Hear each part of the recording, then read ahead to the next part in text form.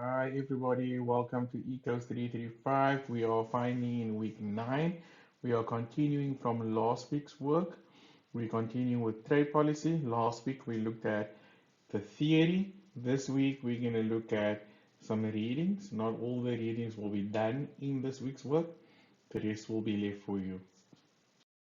The readings for the week, which you would find under the course outline, but you can download them from Canva under the additional resource folder, which is also under course materials.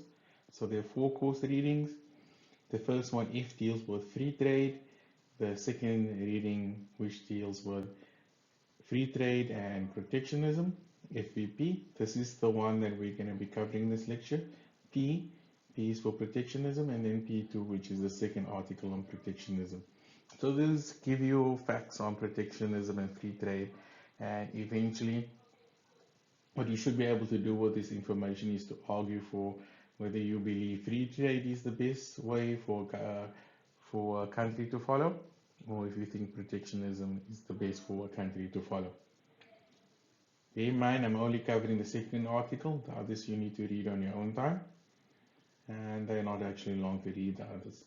But you also need to read the main article, which is FEP. If you don't, I can guarantee you're going to struggle in the exam. In terms of exam, if this question were to be asked, how would it be asked? This reading is linked to an essay. So it's not fact writing. You're not going to just say all the facts you want to write.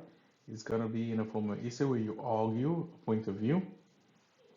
And a general form of the essay is that it has an introductory part, a body, and a conclusion. The introduction is not something where you write something random. Introduction is trying to set the tone for what you're going to write, or it's going to tell me about what you're going to write.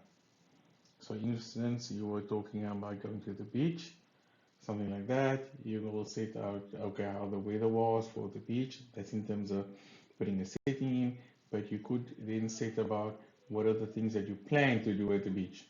And then in your body, you talk about those things that you actually did at the beach. And in conclusion, you summarize all those things that you just spoke about. We try to bring them together. So this is an important thing. You just can't write a willy-nilly introduction and a body and a conclusion and think you're going to get marks for it. The things need to link to each other. The body component, though, is probably the biggest part of your essay, and you need to ensure you have good grammar. You need to ensure that the paragraphs flow. And you need to ensure that there's links between the paragraphs. And depending on how you set up your introduction, you can get easy links and easy flowing. So if you said in your introduction, I'm going to look at this, import A, this import B, this import C, and this import D, and then when you actually start writing out your paragraphs, then the first paragraph is A, second paragraph is B, third paragraph is C, D is the other paragraph. So you're having something that you're writing about, but you're also expanding about.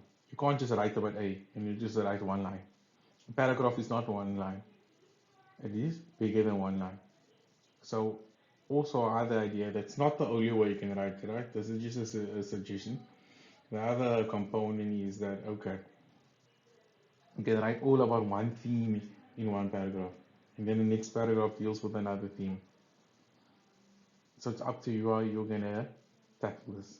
Just bear in mind, there shouldn't be new you're writing essay. If it is, and I don't understand, because I'm pretty sure you would have done a bit of this in first year, and over the years, depending on what stream you're following, you might have done this more than others or less than others. But this is preparing you for if you're gonna go towards honors, getting some grounding in writing an essay. So this is the first paper we're looking at. We're looking at FVP. We're looking at counter free trade arguments, meaning how do we argue for protectionism? So first you need to understand what free trade is. Free trade is when you freely interact with another country. So one country A interacts with another country B, and there's no stipulations on how they interact. So you just freely sell goods between each other. They're not going to impose tariffs. They're not going to impose any other type of restrictions. That's the first component of what free trade is. Protectionism is the other idea.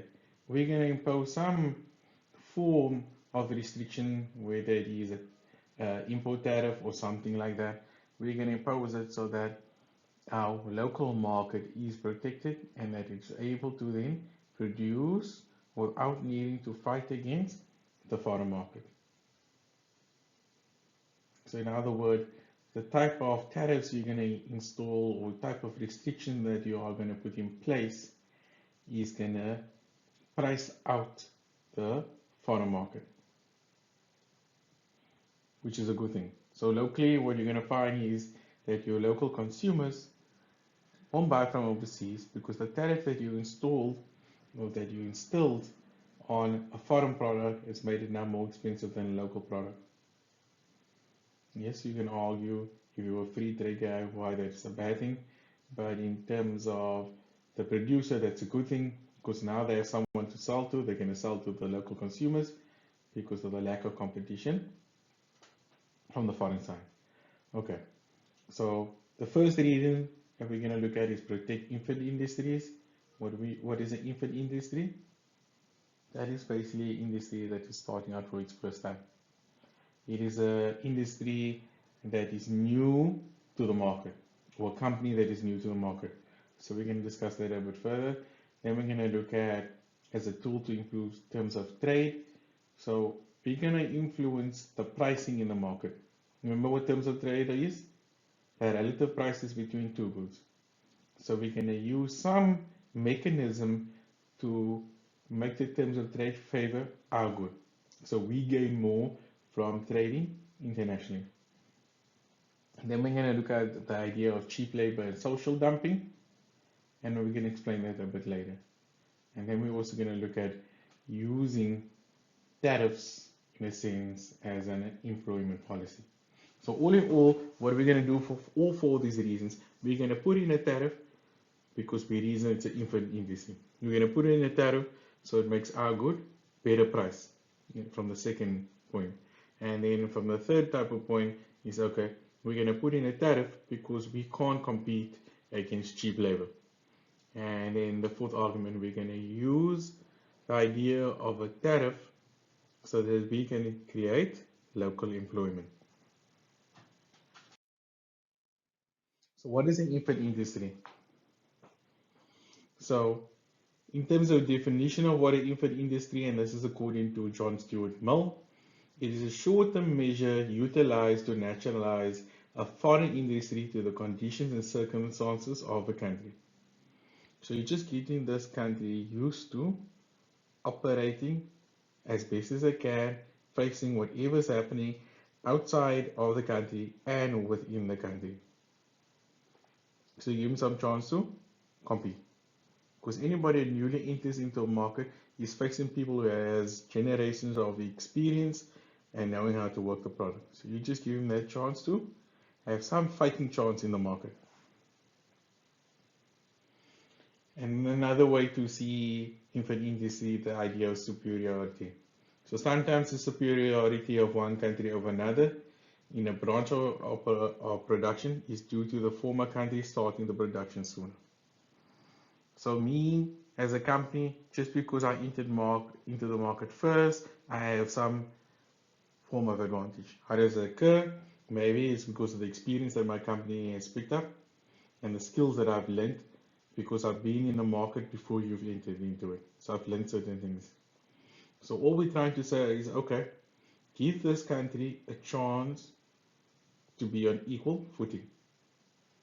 So we instill a tariff on that, allowing this country to then gain the experience that it didn't have and gain the skills that it didn't have, so it's able to then compete internationally. So this is the things you need to understand from infant industries. It's either idea you're giving the chance for the company to acclimatize to all conditions locally and foreignly, or you're giving the country a chance to gain the lack of skills and experience that it has not have because other companies have been in the market area. So we try to ensure that the price that consumers face is cheaper locally than overseas. So when consumers choose, they choose local. over foreign. Why would they do that? Because the tariff that is imposed on the foreign good is making it very, very expensive. And for a consumer, why do they choose a cheaper product? Because they get more utility, because whatever is left over, they can buy more goods. So we have a learning curve that will best depict the differences between a country who is newly in production, or newly started in the industry, and another company who has a lot of experience and a lot of superior skills because they've been longer in the market. Don't get confused if I interchange the word country and company, they both imply the same thing. So we have a learning curve that's able to depict this. The x-axis, which is the total quantity over time. What do I mean by that? We're talking about the cumulative quantity. We're not talking about the quantity you're producing now this month for the country or for the company. What we're talking about is what you have to produce for all months before and now. So we're adding all the quantity where your total production has happened over the whole existence of your company. And then we have the y-axis, which looks at the average cost. What this graph is showing you versus in the learner curve is that as your cumulative production increases, or as production increases over time, average cost will decrease. So we wanted to show a more experienced company, or a company that has a lot of skills and superior skills to a new company. That would be company 2 maybe, who produces at Q2. So he has production of Q2 because he's been long in the market. He most likely has a superior amount of quantity that he has produced. And based on that quantity 2, he's only incurring costs of AC2. His average cost is AC2. And then we have a new company, company 1, which is producing at Q1. That is the total production he has produced so far. And he's incurring costs AC1. So that is usually what the learner's curve is showing. It says is, okay, the more I produce, the more experience I'm going to get, and the more skills I'm going to pick up, and all these other funny things that might occur. And based on that, my average cost is going to decrease. So what we're now trying to say is, okay, let's impose a tariff. By imposing a tariff, we can give this new company and country a chance to fight in this market, because then we're slowing down the trade from the foreign company, and we are speeding up the production and the trade of the local company by ensuring that the local company is taking all the local demand and that the foreign company is not taking any of the local demand. Right? Remember, the tariff, what it does, it increases prices of the foreign good, making the foreign good expensive, so consumers do not want to buy the foreign good. They're rather going to buy the local good. Even though that local good is cheaper, it is relatively more expensive than the foreign good if the tariff didn't exist. Unfortunately, tariff exists, so that's why it's now cheaper.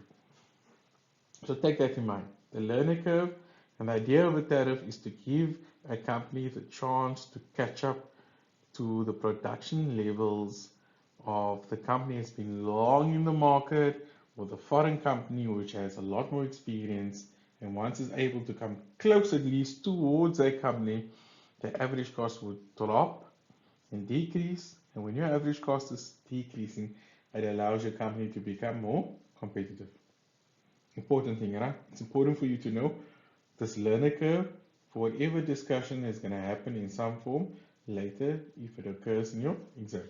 In essence, the slide is just trying to reaffirm what the learner curve is about, and it's also trying to show, okay, the learner curve is some form of depiction of dynamic economies of scale. It's that idea that costs decrease over time as your total output increases. And that process occurs because of learning by doing. What is learning by doing? That entails a lot of things. But in essence, it is that every time I interact in terms of the production, I'm gaining some experience, some knowledge, and I'm using that knowledge to better myself. So that means, okay, I've been using this equipment for a while. Oh well, I know how to operate it really fast. I know where all the buttons are now. I don't need to If I pull up a manual, I'm getting better at the process. And the other idea is then you also, maybe some of the workers are learning, okay, from this part in the company to that part in the company, um, the process is improving. Because I know now how to do the type of work in factory A. And I also know how to do the work in factory B. I know now what timings I need to send down my resources to company B, or the factors of production that means. You learn all these little things that you pick up, and that's just merely by the experience you learn from working. But you can read a bit more about the learning curve. So we have discussed this curve on the previous page. And in essence, then, by you applying a tariff, this is what we mean by protection. We're just going to always refer to it as a tariff. We're not going to look at all the forms of restriction. You are now preventing the foreign producers from entering into your domestic market. That's the first thing. So whatever you produce locally is going towards your local market and internationally if you are that competitive. But you know one thing for certain is nothing is coming from overseas in this market because you have priced that producers out. They cannot compete based on the tariffs that you put in place. And then you're also allowing the domestic producers to increase their market share. Because before they had no consumers buying from them. Now, because you made the foreign product more expensive, the local guys are going to buy from them, and that's in a way is then increasing their market share because you're having people that's buying from them. And based on that process where you're increasing the market share, you are increasing their total output a lot more faster, and we're allowing them to at least to catch up to foreign producers. The key thing is you don't need to really catch up, right? You must at least get closer to where the producers are. That is what we're trying to do at least. You can't now protect this company indefinitely, you know? Imagine you protect the economy indefinitely. You allow the domestic producers to be protected from the market, from foreign market forever, from the foreign competition in it. The local guys might just decide we don't really need to be competitive. We just need to be competitive based on the tariff that is imposed. We don't need to get better so that we're actually better than the foreign producers if the tariff wasn't in place. So that is something that we will discuss maybe a bit later. As mentioned on the previous slide, the idea of using the learner curve and protectionism is to close the gap on your competitors. You don't need to exactly catch up and be at exactly the same position. You just want to get close enough so you can actually compete. And you can compete better if there was positive spillovers that existed. So there's some industry positive spillovers. So maybe you have close inter-industry linkages. So there's a close connection between two industries, say maybe between the wool industry and the iron industry, and any knowledge that is gained maybe in the wool industry can help in the iron industry. Similarly, any innovation that occurs between that two, whether you're creating new innovation or using new innovation, that can be shared and aligned between the two industries so they can further enhance this catch-up that you're trying to do, or to at least become very competitive. And also, if for industry your country just had lower production costs, that will even help the catch-up a lot more faster. So in your country, rent is a lot more cheaper, wages is a lot more cheaper, and it means then that you are actually going to catch up a lot more faster. What does that mean in terms of your learner curve? It means that your learner curve is actually lower than the foreign firm. So we've shown actually the reason why we want to protect the industry. There's also a reason why we don't want to allow for any of this protection, why we don't want for tariffs to exist. Some people argue that we've shown with the learner curve what happens. As your total production increases, your costs decrease, or your average costs decrease. So what does that mean? That means as long as you're producing, your costs are always getting cheaper. So now they're arguing, why must you then need the protection?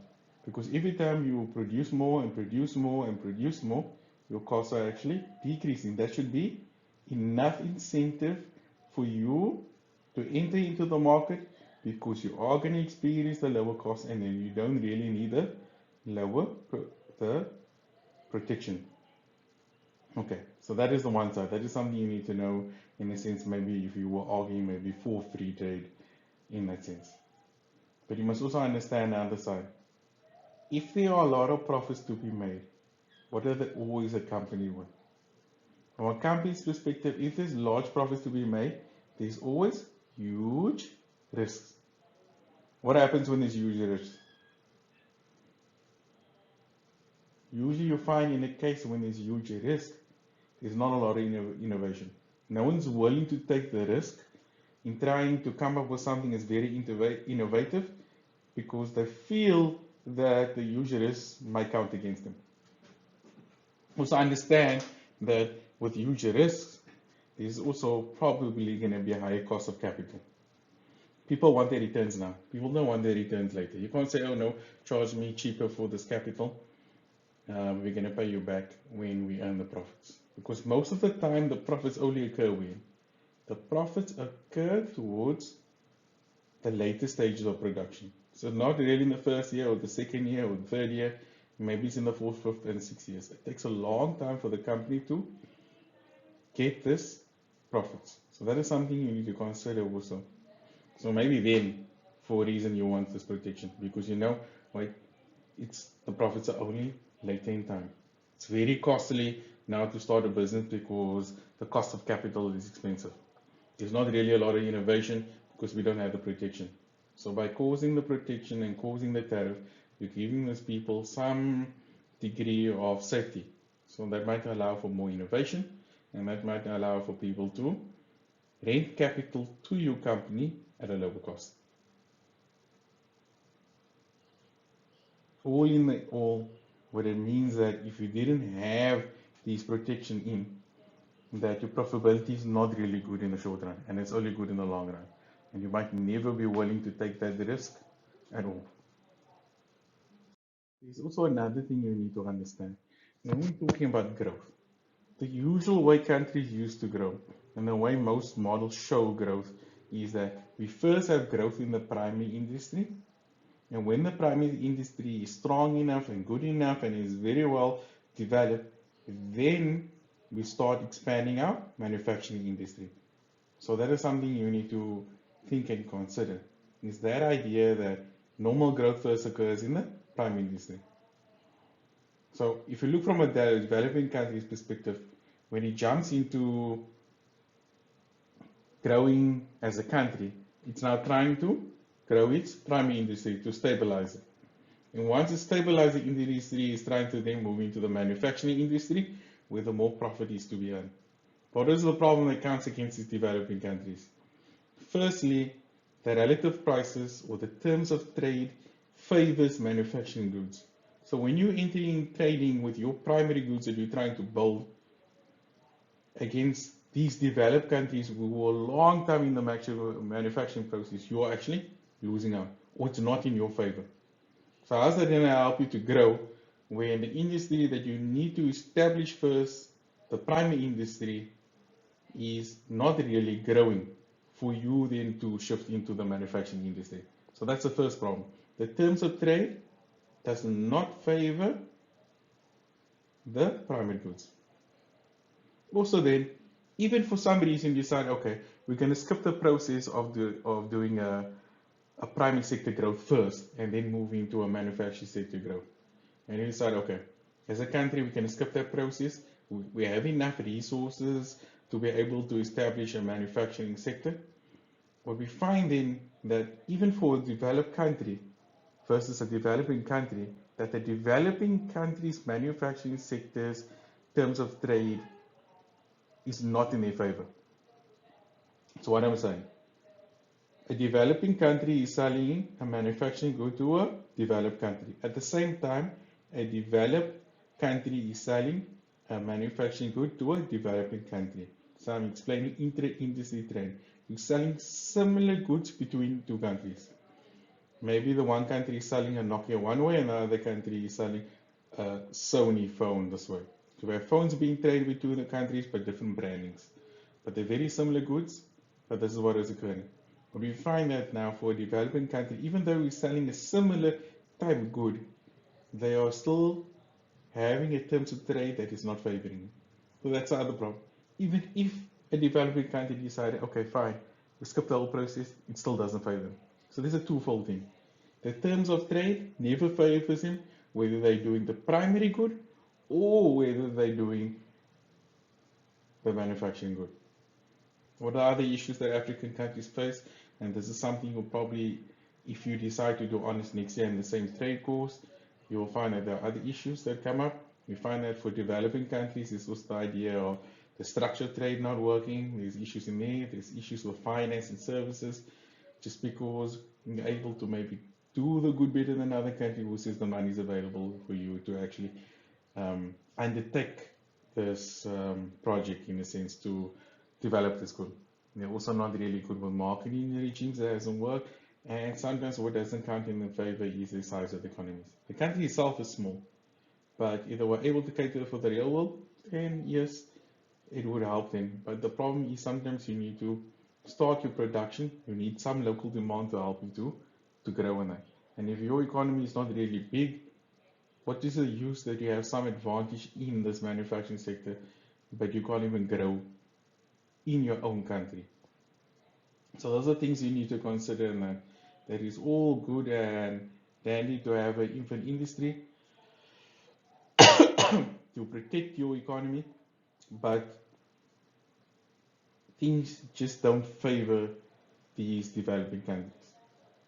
And maybe with the terms of trade you're helping, maybe not, because even if you establish the economy and establish the sector, that you're still maybe at a disadvantage just because you're a developing country.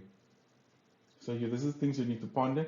But you can argue that this is pro infant industry, these ideas that you want to protect the economy because of the worsening terms of trade, and you can argue against it that in a sense that even if you allow for the tariffs and protection, that once your economy, once your sector has built up enough, you still have this worsening terms of trade. It's all how you argue it, right? But in your textbook argues the idea from perspective that trade is not really in their favor, or not the textbook, the reading that I've given you, right, which comes from the textbook. So we've now covered infant industry. There's still more stuff to read about it. Make sure you read through your readings for it. There's some stuff there that you can pick up additionally. You can even Google and learn a bit more. Remember, you should be able to argue both ways. I'm not guaranteeing that you'll have the option to argue both ways, whether you're pro imposing tariffs or whether you're pro having free trade. Right? You might be forced to argue one way. Just remember that. So that's important to understand. So now we're moving to the second idea. We're moving the idea of improving the terms of trade, meaning the prices favor you as a local company versus the foreign company. So how can we do that? It can happen if certain demand and supply conditions are in place. So if demand is very elastic, that's good. And if supply is very inelastic, that is really good for you to impose a tariff onto a good, so that that tariff or that indirect type of tax that you're imposing goes directly onto the foreign supplier. So you should always yourself, why must demand be elastic? Demand must be elastic so that when you impose a tariff and make the foreign good more expensive, you want the consumers to move away from the foreign good to your local good.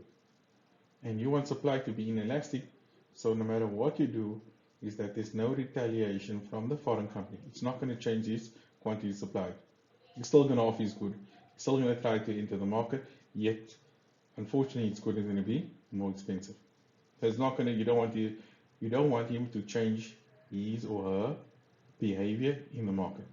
So you might ask yourself now is, why would the supply of a firm be inelastic? What is the conditions that this foreign producer must be facing that it will just take the brunt of the tariff? So there are two ideas here, and the first idea is that A foreign firm might not change its supply if the tariff is imposed because they feel that the market is very important. That is the first idea. They feel the market is very important, that they need to stay in the market, therefore we're not going to really do anything to fight against this tariff. And the second idea is that they are really reducing at significant economies of scale. So their good is exactly very cheap. And this little bit of tariff that you're imposing on it, it's not going to hamper that much, because even though you kind of increase the penalties with this tariff, they're not going to feel it that much because they're making a big chunk of profit because of how cheaply they can produce this good. So that is the two things that you need to consider why a firm might have sort of inelastic supply. So that is the main thing you need to pick up. That TOT here stands for the terms of trade, and somehow now by imposing your tariff, it is now including this duty, this tariff, into your terms of trade.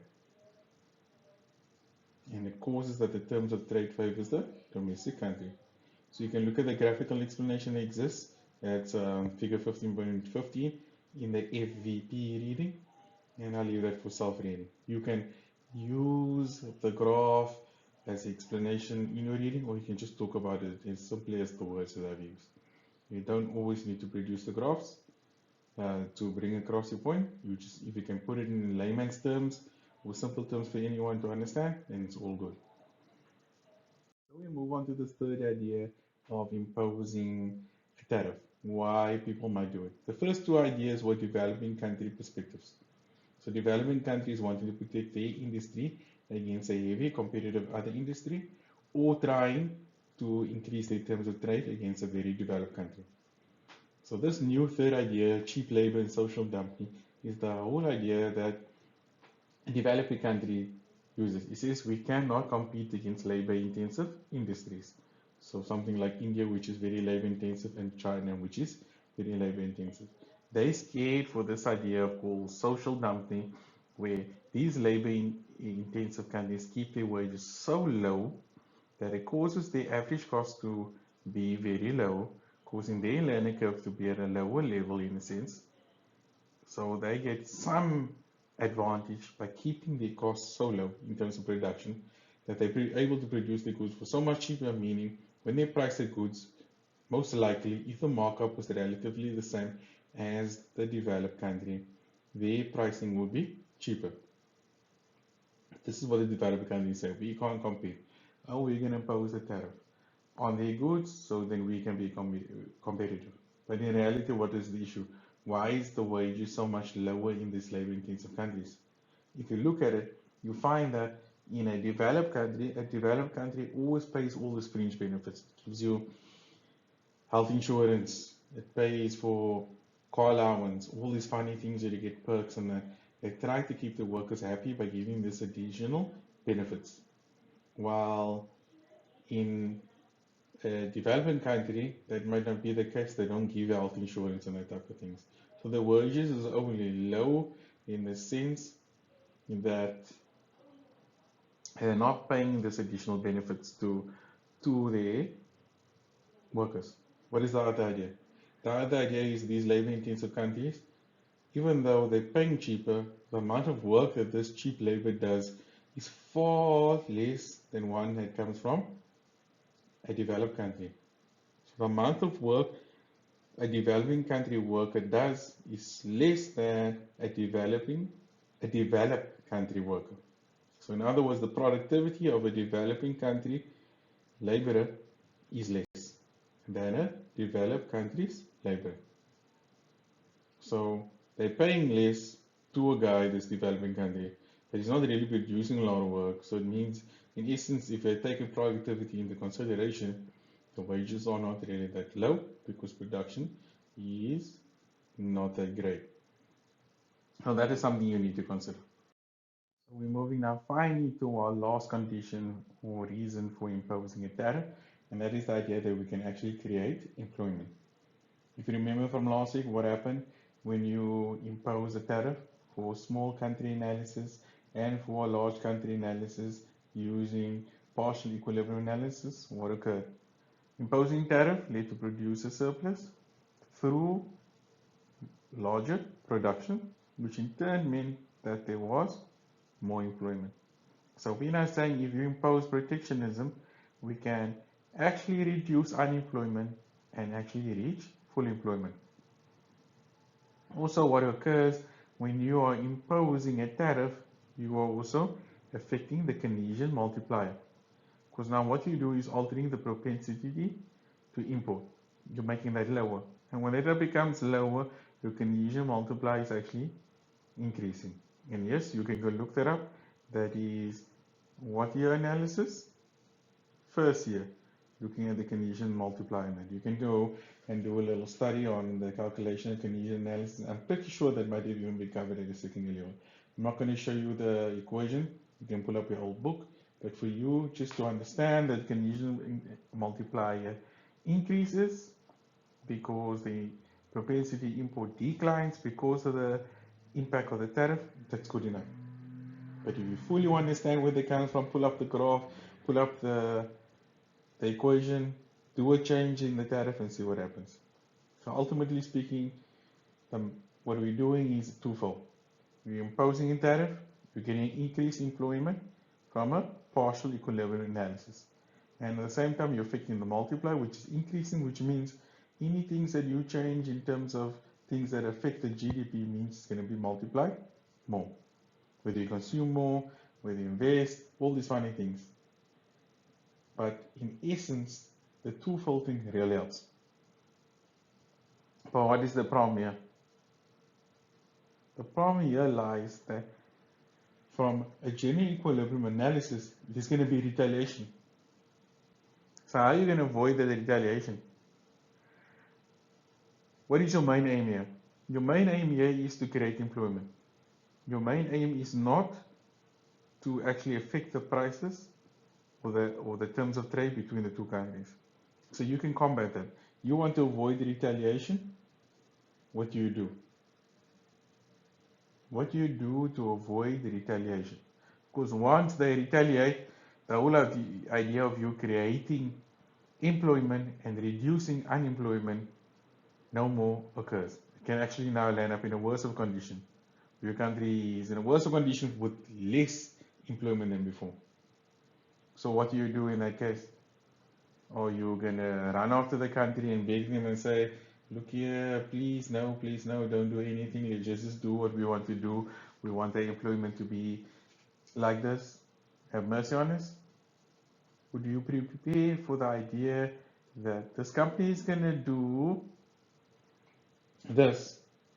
So to prevent them to doing this retaliation and also imposing a tariff on us, what can we do as additional policy to prevent it? So we can impose a tariff firstly as policy 1. And then policy 2, what are we going to do? What are we going to follow?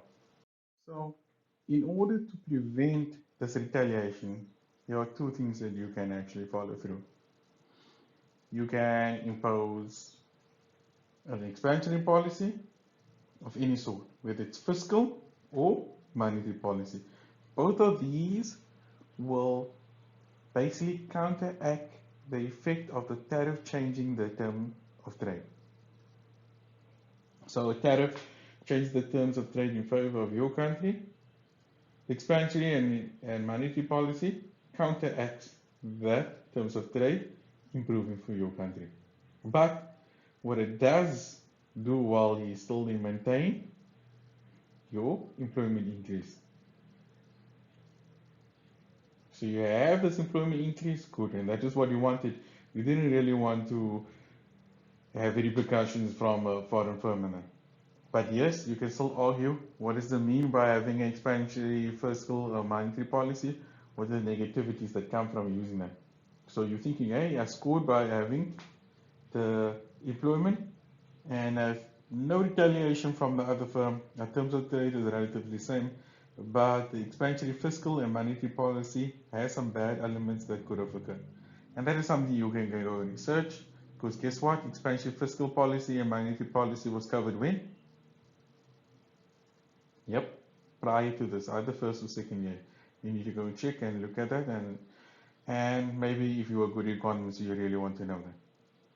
You can look at the ideas, maybe it causes inflation and stuff like that. But that is an important thing that you need to consider. So 15.6, the diagram that's in the reading basically shows the theoretical aspect of imposing an employment policy with trying to combat the idea of retaliation. So we've already discussed the idea of using for tariff and expansionary monetary policy or expansionary fiscal policy. But we can do the same thing if we devalue the currency. If we devalue the currency and we want to prevent some form of retaliation from a foreign country, we can also use expansionary monetary policy. Right. But our idea here is about imposing tariffs. That's what we're looking at. We're not looking at devaluation and preventing the repercussions of devaluating our currency. So as a reminder, you do not need to reproduce any of the graphs for your essay, but you're welcome to if you want to. But you need to be able to discuss the material really well. So what the diagram shows, and this is just a quick look at the diagram, you can obviously go and read what is given to you. We have a Mendel-Fleming curve, we have a BP curve, which is horizontal, and we're starting in position A. So we're given the normal ice and LM curve. And we're gonna look at the idea is, okay, what happens if we impose a tariff or a devaluation of the currency? When we impose that, we are impacting on the imports coming into the country. So imports are actually rising or decreasing. It's increasing, right? And that impact of the tariff causes the BP curve to shift towards the right to BP apostrophe. Right. That is the first thing that occurs. At the same time, what are we imposing to prevent the retaliation? We're either imposing a monetary policy expansionary one, which is causing the LM curve to move from LM to LM apostrophe, or we are imposing an expansionary fiscal policy, which will cause the IS curve to move from IS to IS apostrophe. So what does that mean? Based on what policy we're introducing, the monetary or the fiscal, we're either going to land up at point C or point B. If we impose the monetary policy, we land up at point B, and if we impose the fiscal policy, we land up at point C. And both of those have an impact on what? We both have now the idea that employment is increasing from YA to Y bar, alright? Or what is occurring? Interest rates are changing. We're either having rising interest rates or decreasing interest rates. And that could have an entire new impact on the economy. Anyways, that is analysis. We're just trying to show the idea that employment is increasing, and that is the most important thing we need to take from this, is that we can use a tariff to increase employment and prevent retaliation by using an expansionary policy. So there wasn't a lot discussed through these 4 reasons for protectionism, but you should be able to write a good essay saying, okay, this is why I argue for protectionism. And it needs to be nice and discussively and nicely linked, whichever way you can do. And you must be able to argue the alternative way. I mean, in order for you to argue the alternative way, you need to go and do the other readings. That's important.